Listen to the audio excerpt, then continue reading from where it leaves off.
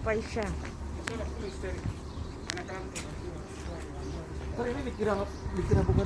Nah, ini adalah kebun kurma yang ada di Madinah. Teman-teman, kita bisa beli kurmanya dari sini. Waktu dulu kita bisa metik kurma di situ, tapi udah ditutup kayaknya.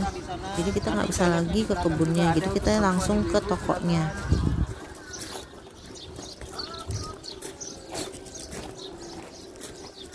Ayo makan yang banyak, biar kenyang.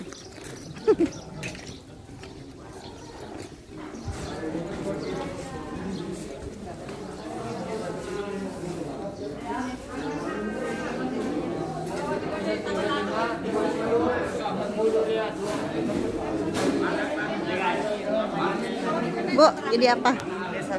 Jadi berapa? Ini Nah, 50 sana 2 kilo. berapa? 50 2 kilo. Tanah Abang, tanah Abang bro.